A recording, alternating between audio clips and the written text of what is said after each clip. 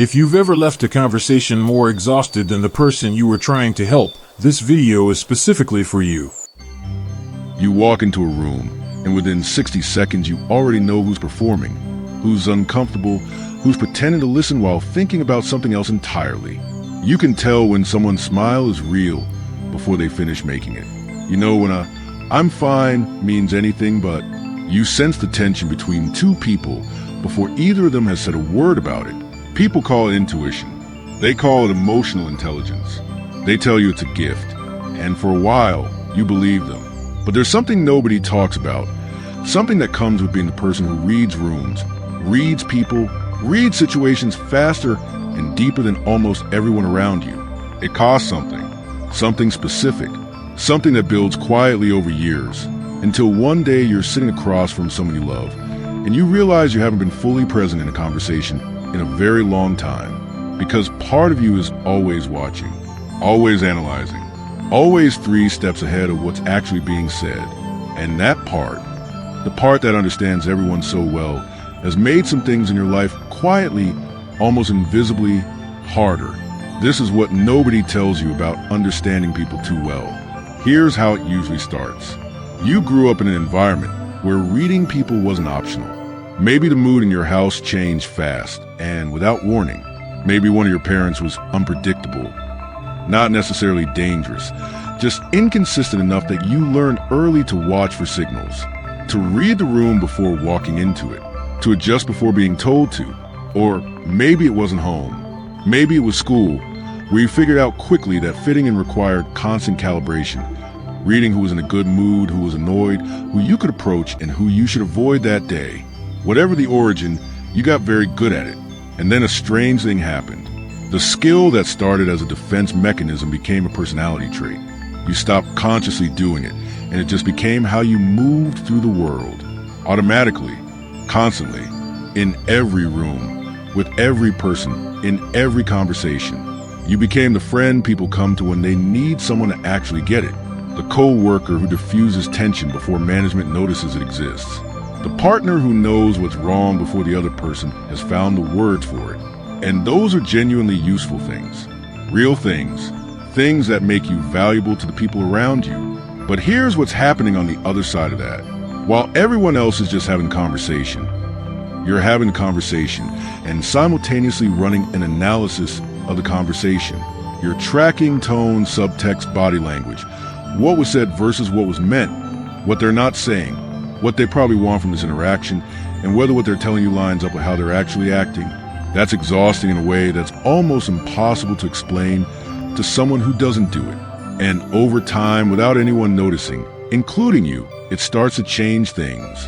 If this is hitting close to home, stick around. Because what's coming next is a part that actually explains why this happens and what it does to you over time. And if you're finding value in this already, subscribing and leaving a like takes 2 seconds and helps this content reach the people who actually need it.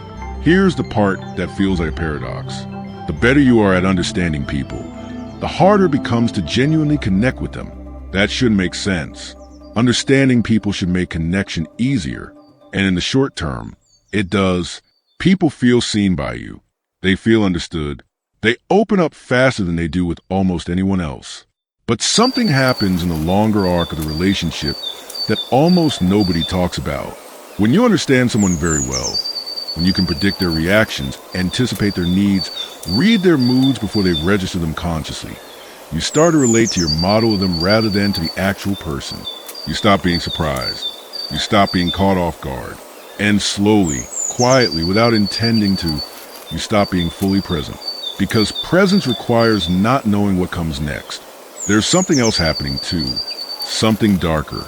When you can read people as well as you can, you see things they're not showing you on purpose. You see the insecurity behind the confidence, the loneliness behind the social ease, the resentment that's been building for months under a perfectly pleasant surface.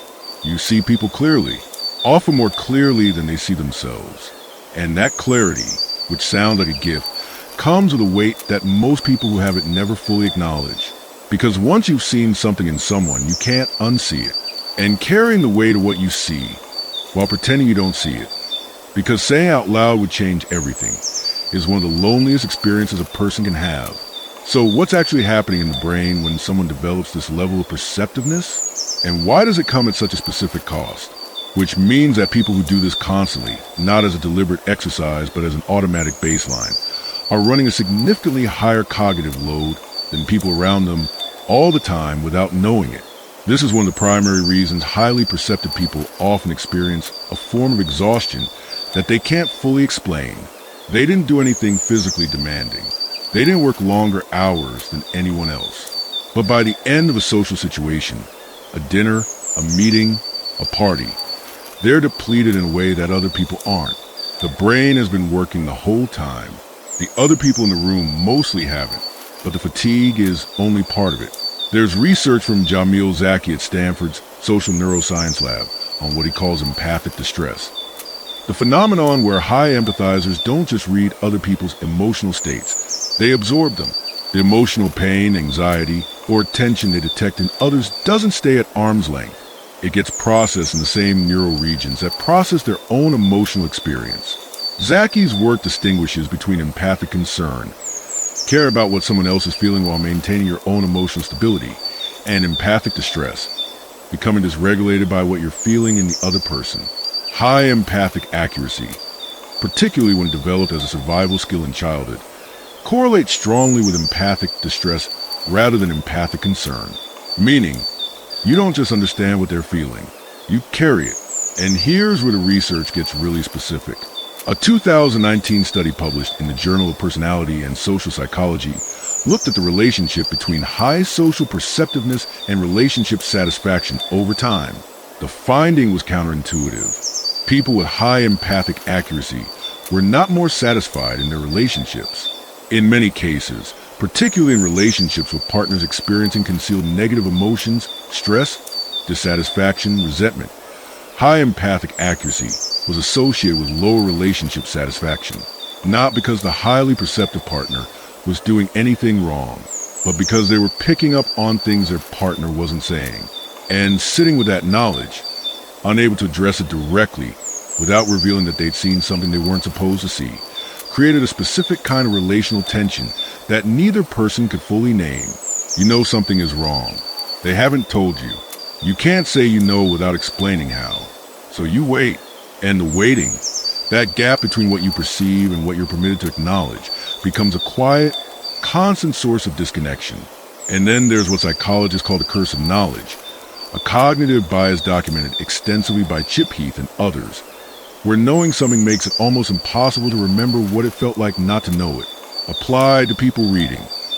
Once you've understood someone at a certain depth, you can't go back to seeing them more simply. You can't unsee the insecurity. You can't unfeel the loneliness. You can't unknow the pattern. And that knowledge, permanent, unasked for, impossible to share in most cases, accumulates. Over years, across relationships, the weight of what you've seen and understood and carried without being able to put it down becomes one of the defining features of your inner life. Let's get specific. Example 1. A conversation you can't fully be in. You're having dinner with a close friend. They're telling you about their week. And you're listening. Genuinely, you're trying to listen, but there's this other track running simultaneously. You've noticed they've checked their phone 3 times. Their laugh was a half-second delayed on a joke that would normally land immediately with them. They ordered a second drink faster than usual. The story they're telling about work is technically fine, but the way they're telling it has something underneath it. So while they're talking, you're not just processing what they're saying. You're assembling a picture of what's actually going on, what they're not saying, what they probably need, whether to ask about it or wait for them to bring it up. And by the time they finish the story, you've been 3 layers deep in analysis of their emotional state, while they thought you were just having dinner. They ask what you think. You give a perfectly calibrated response. They feel understood. They go home feeling good about the conversation. And you go home carrying something that's theirs. There's stress, there's something's contrite, as if it were your own. Because for the hour you were with them, neurologically, it was, example 2, the relationship where you know too much. You're in a relationship, romantic, close friendship, doesn't matter, with someone you've known long enough to build a very accurate model of them. You know their defense mechanisms. You know which topics they avoid and why. You know the difference between when they're genuinely relaxed and when they're performing relaxed. You know when they say they're not upset that they are. And you've learned, probably the hard way, that saying what you actually perceive, I can tell something's wrong even though you're saying it isn't, doesn't land well. It makes people feel surveilled, exposed, like they have no privacy even in their own internal experience. So you don't say it. You wait. You create space. You manage your own reactions to give them time to arrive at the thing you already know they're going to arrive at.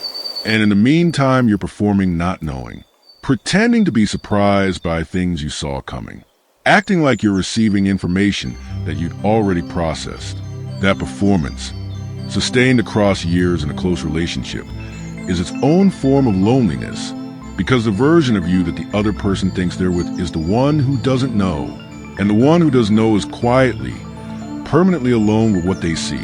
Example 3, the friend everyone brings their problems to. You become the person people call when things get hard, not because you asked for the role, just because you're good at it. You ask the right questions. You don't flinch at difficult emotions. You make people feel genuinely understood. So they come, and you hold it, and you help, and they leave feeling better. And then the next one comes, and the next one, and nobody, including you, for a long time, notices that the exchange is almost entirely one-directional. They bring you their weight. You help them carry it. They go home lighter. But it doesn't transfer the other way. Not because the people in your life don't care about you, but because you're so good at making everything seem fine that nobody knows when it isn't. You've been reading and adjusting and managing so long that when you're the one who's struggling, you do it quietly, internally, without showing the signals that would prompt someone to check in. You know how to read people, but you've made yourself unreadable. And the loneliness that comes from that, from being the person who holds everyone else's story while yours stays mostly private, is a specific and underrated kind of exhaustion. If any of this is describing your life more accurately than you expected, drop a comment below. Seriously, I want to know which part hit hardest.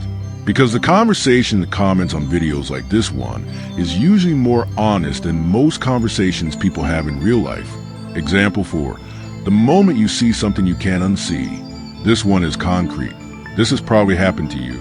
You're in a social situation, a group dinner, a work event, a family gathering, and you pick up on something between two other people, a dynamic, a tension, something that's been going on under the surface for a while that everyone else in the room is completely unaware of. Maybe it's that two people who appear friendly actually have a real conflict running beneath the surface. Maybe it's that someone's relationship is in significantly worse shape than they're presenting. Maybe it's that someone in the room is performing an emotion they don't feel at all. The happy person who isn't happy. The confident person who's drowning. You see it clearly, with the same certainty you'd see a physical object in the room. And then you spend the rest of the evening managing that knowledge, navigating around it, making sure nothing you say accidentally touches it, watching to see if anyone else picks up on it. You get home, you process it, you carry it. Nobody else in that room left with that weight. They just had an evening. You had an evening plus a thing you didn't ask to know and can't do anything with. And this happens, if you're honest, regularly. Not sometimes, regularly. That accumulation of things seen and carried and never resolved is one of the most specific and least discussed costs of understanding people too well. Block 6, Real Talk Revelation. Let's stop and be honest about something. Most people who understand others this well didn't develop that skill by accident. You didn't wake up one day with an unusually calibrated sense of people because you were born special. You developed it because at some point you needed it. Because there was an environment, a home, a relationship, a situation, where reading people accurately was a form of protection. Where knowing the mood of the room before you entered it meant you could prepare. Where detecting the early signs of tension meant you could redirect. Where understanding what someone needed before they said it meant you could provide it and avoid the consequences of not having it. The skill was a tool, a very effective one that probably kept you safer, smoother, more in control of situations that would otherwise have been unpredictable and difficult. The problem is that the tool never got put down. The environment that required it changed, or went away entirely. But the habit stayed, the automatic scanning stayed, The constant low-level analysis of everyone in the room stayed. And now you're using a survival tool in situations that don't require survival. You're reading your friends for threat signals that don't exist. You're tracking your partner's microexpressions during a regular Tuesday evening at home. You're absorbing the emotional weight of people in a work meeting who you're never going to see again, and whose feelings are genuinely not your responsibility. The skill works exactly as designed. The problem is that it never turns off. And here's the practical reality of that. You probably have a harder time relaxing in social situations than most people around you realize. Not because you're anxious in an obvious way, but because there's a part of your brain that never gets to clock out. That's always on watch, always processing, always a little bit on guard, even when there's nothing to guard against. You probably find it easier to be alone than most people understand, not because you don't value connection, but because alone is the only context where the scanner goes quiet, where nobody else's emotional state is coming at you and demanding to be processed. You've probably been told you're too sensitive or too intense, or you overthink everything. What those people were actually describing, without the vocabulary for it, was this: you process more information from the people around you than they process. It's not a character flaw. It's a feature that was installed for a specific purpose and never got updated. And the update isn't becoming less perceptive. You can't switch that off, and you probably wouldn't want it entirely. The update is learning the difference between information and responsibility. You can notice what someone is feeling without taking it on as yours to fix. You can read a room without managing it. You can understand what's happening beneath the surface without living beneath the surface yourself. That distinction between perceiving and absorbing, between understanding and carrying, is where the real work is.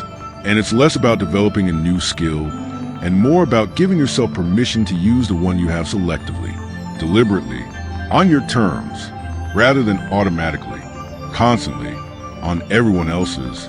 Here's what I actually want you to take from this. If you recognize yourself in this, in the exhaustion, in the loneliness of always seeing more than you're supposed to see, in the gap between what you perceive and what you're able to say, I want you to hear something clearly. There is nothing wrong with you.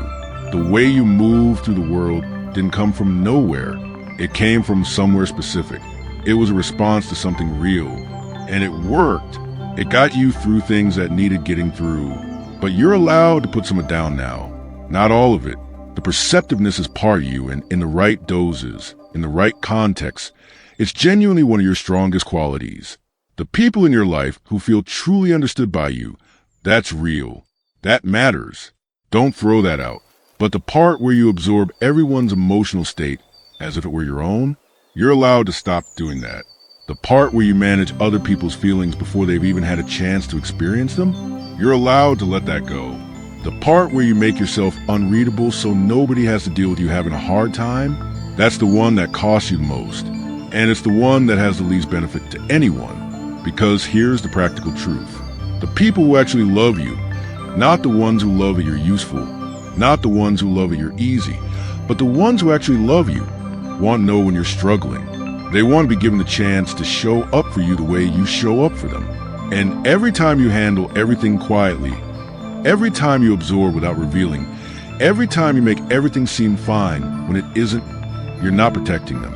You're just protecting yourself from the vulnerability of being seen, which is the one thing. If you're honest, you've probably spent your whole life helping other people feel safe enough to do. Give yourself the same thing. Let someone read you for once. Not perform fine. Not manage the conversation. Not track their reaction to gauge whether it's safe to continue. Just actually say what's true. Actually let them see what's happening.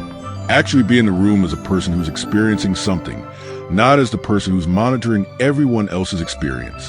That's the thing that the skill, as valuable as it is, has quietly been preventing. And the cost of that prevention, compounded over years, is why you're tired in a way that sleep doesn't fix. The way out isn't complicated. It's just uncomfortable for someone who spent years being the one who holds everything. Start small. One honest conversation with one person you trust. Not a performance of vulnerability. Actual vulnerability. The kind where you don't know how they'll respond. Where you're not tracking their micro-expressions to manage the outcome. Where you just say the true thing and and let it land. That discomfort, that unfamiliar feeling of being genuinely exposed, is what it feels like to actually be in a relationship rather than managing one. It's what it feels like to be a person rather than an observer. And it's available to you. It's been available to you the whole time.